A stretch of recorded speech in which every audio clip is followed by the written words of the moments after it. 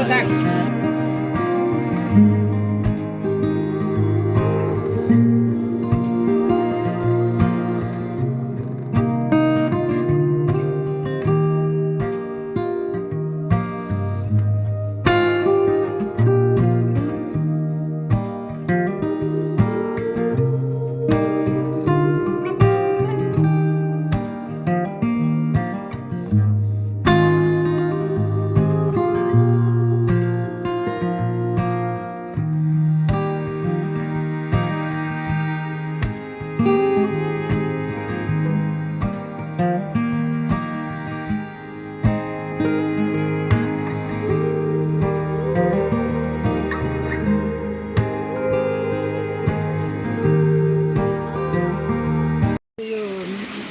यो माथि तानेर हैन यहीबाट गएर अनि तल रोटेट हुन्छ त्यही तल आउँछ फेरि अनि माथि जान्छ जो यहाँ चाहिँ यहाँनिर चाहिँ यसबाट चाहिँ झर्ने पानी होइन योबाट चाहिँ तान्छ अनि हामीले चाहिँ यो कप र यो कपहरूलाई चाहिँ होइन यसरी यो पल पारेर हो यसरी कप पल पारेर अनि चारैतिर कप पल पारेर होइन यसमा चाहिँ हामीले प्लान्टहरू हाल्छौँ प्लान्टहरू हालिसकेपछि चाहिँ अनि हामीले यसमा राख्छौँ अनि यसमा राखिसकेपछि चाहिँ हाम्रो 45 दिनमा चाहिँ हामीले चाहिँ सेल्स गर्न मिल्छ टिप्न मिल्छ भनौँ न यो माथिको प्लान्टहरू चाहिँ हामीले 2 चोटिसम्म टिपिसक्यो अब 3 नटसम्म टिप्न मिल्छ त्यो पछि चाहिँ हामीले चाहिँ यो प्लान्टहरू चाहिँ निकाल्छौँ निकालेर बाहिर राख्ने अनि बाहिर चाहिँ धोएर अनि यो सिस्टमहरू सफा गरेर पछि फेरि अनि फेरि नयाँ नेक्स्ट लट चाहिँ यसरी हामीले यहाँ राखेको जस्तै यसरी ट्रान्सप्लान्ट फेरि नयाँ गर्ने यो हाम्रो कपहरू अनि स्पन्जहरू रियुज हुन्छ हजुर रियुज हुन्छ यो यसरी च्यात्यो भने चाहिँ यसलाई चाहिँ फाल्न पर्छ किनभने यसले हात काट्न सक्छ होइन हात काट्यो भने चाहिँ हुन्छ भनेर चाहिँ रियुज नच्यातिएसम्म चाहिँ रियुज गर्नुहुन्छ अनि हामीले 3 चोटिसम्म मात्र किन गरिन्छ हजुर 3 चोटिसम्म मात्र किन युज गरिन्छ यसको हजुर अब धेरै बुढो हुन्छ धेरै इफेक्टहरू त्यो चिप्सहरू लाग्नु त्यसले गर्दाखेरि त्यही भएर चाहिँ 3 चोटिसम्म चाहिँ मात्रै गर्छ हामीले चाहिँ अब यो औषधिहरू चाहिँ केही पर्दैनौँ यत्तिकै हातले मात्रै कन्ट्रोल गर्ने अब बिहान आउनुहुन्छ दिदीहरू स्टाफहरू आउनुहुन्छ अनि बिहान चाहिँ सर हेर्नुहुन्छ अनि फेरि जानुहुन्छ फेरि बाहिरको काम गरेर फेरि भित्र आउनुहुन्छ त्यसरी मलहरू यसमा ल मैले थोरै भन्छु है म अनि एक्सप्लेन गरौँ सबैलाई अब मैले थाहा नभएको ल यसरी आउँछ दिस इज वाट हाइड्रोपोनिक भन्छ भने होइन यसलाई सो यो चाहिँ सबभन्दा यसको विशेष के भन्दा हामी यो फिल्डको होइनौँ तैपनि माटो नचाहिने हाम्रो अरू सबै फार्मिङमा के त माटो विथ न्युट्रियन्ट्स होइन यसमा चाहिँ खालि पानी मात्र पानीमा के केमिकल हाल्नुपर्छ त्यो चाहिँ हालेर अनि त्यो चाहिँ सर्कुलेट हुन्छ त्यति हो यसको फन्डामेन्टल प्रिन्सिपल भनेको चाहिँ यो पानी यहाँ ट्याङ्कहरू राखेको छ यो ट्याङ्कबाट मोटरले कम्प्लिट माथिसम्म लान्छ अनि यु क्यान सी सबै स्ट्रक्चर यस्तो गरी छ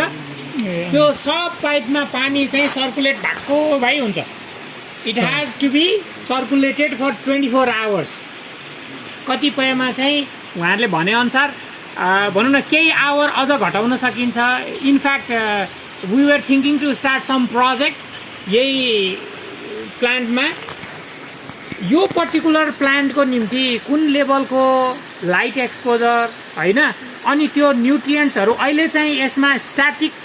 पानी सर्कुलेट भइरहेको हुन्छ भने मतलब 24 घन्टै पानी चाहिँ सर्कुलेट भइरहेको हुन्छ वी वर थिङ्किङ हामी झन्डै एउटा प्रोजेक्टमा हाल्न खोजिरहेको थियौँ युरोपियन युनियनकोमा अनि त्यति बेला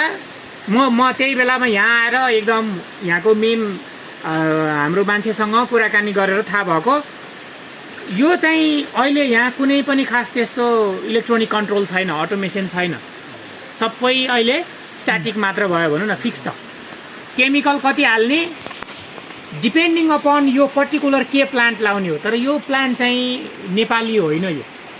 it has to come from abroad किनभने अब यो त त्यही अनुसारको सर्टन मोडिफाइड हुनु पर्यो किनभने यो चाहिँ पानीमा मात्र हाम्रो चाहिँ नर्मल रायो साग अथवा अर्को लाउने भनेको माटोवाला पर्यो हैन त्यो यसको निम्ति यस्तै खालको ब्रिड भएको बनाउनु पर्ने भयो हुनाले the only thing they import is यसको केमिकल र यसको सीड्स यो दुईटा चीज अरु सबै thing that particular guy brilliant guy made everything out of here यही नेपालमै सबै कुरा उहाँहरूले यो सबै चिज चाहिँ आफै बनाएको हि केम टु नो अब यही पर्टिकुलर फिल्डको त होइन तर still he is doing couple of startup सुरु गरेको छ उहाँले त्यसमध्ये अनेक थरी काम गर्दै गर्दै अनि यो एउटा पनि उहाँले भेन्चरको रूपमा चाहिँ सुरु गर्नुभएको छ होइन यसको मुठा भन्ने छ उसमा नि आइरा हुन्छ अनि मैले चाहिँ कपाल अफ टाइम्स आएको छु अनि यसको एकदम फुल फलेको बेलामा पनि उहाँले हामीलाई यो अनेक थरी हामीले हेर्दाखेरि यो एउटा जस्तो मात्र लाग्छ यसका कम्तीमा पनि डजन टाइप छन् कोही रातो कोही हरियो कोही बल जस्तो हुन्छ देख्नलाई त्यही जिरीको साग जस्तो लाग्छ होइन and it has differentiated price 200-400 देखि लिएर सायद 2000 बेच्नुहुन्छ होइन 2500 सम्म कतिको 2500 के 100 ग्राम केजीको 2500 ग्राम के अरे 2500 रुपियाँ हामीले कहाँ किने होला खसीको मासु 1200 मा आउँछ होइन 1200 आउँछ यो सागको 2500 अरे अब यो मार्केट बिजनेस कसरी चल्या छ भन्यो भने उहाँले कपाल अफ एक्सपेरिमेन्ट गरिसक्नु भएको छ तुलसी लगाएर तुलसी चाहिँ अनि नेपालमा होइन विदेश सप्लाई गर्ने होइन त्यस्तै टिपिकल हाई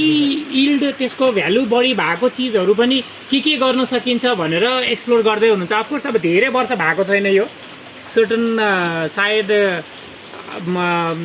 धेरै वर्ष भएको छैन जे होस् अनि अब यसको अहिले प्रब्लम के भन्दाखेरि हि हेज दिस स्मल अब त्यही पनि हेर्नु न भर्टिकल बेड छ होइन त्यही थोरै स्पेसमा हामीले जमिनमा हो भने एउटा लेयर लाउने त हो नि होइन यहाँ कति लेयर छ अझ चाहियो भने अझ माथि लेयर हुन सक्ने गरी चाहिँ प्लान छ होइन अनि यो मोटरहरू सबै उसमा राखेको छ त्यसैबाट यो सबै चलाउने हो त्यही भएर यो हेर्नुभयो भने उता एन्डमा पनि ट्याङ्क छ यहाँ पनि ट्याङ्क छ त्यहाँ पनि हरेक ठाउँमा ट्याङ्क छ यो पानी एकपटक माथि उक्लेर यो भयभरको सबै ठाउँमा यो स्पन्जलाई भिज्ने गरी चाहिँ बन्नुपर्छ and that keeps on rolling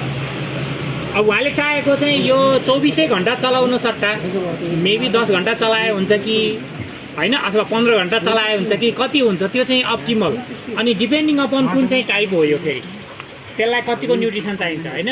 जस्तो अब लाइटको कन्डिसनलाई हेऱ्यो भनेदेखि नेचुरल रिसोर्स बाहिर कन्ट्रीमा चाहिँ यही कुरो फेरि आर्टिफिसियल लाइट लाएर बनाएर हुन्छ धेरै भर्टिकल भएपछि के हुन्छ त फेरि एउटाले अर्को छोपिन्छ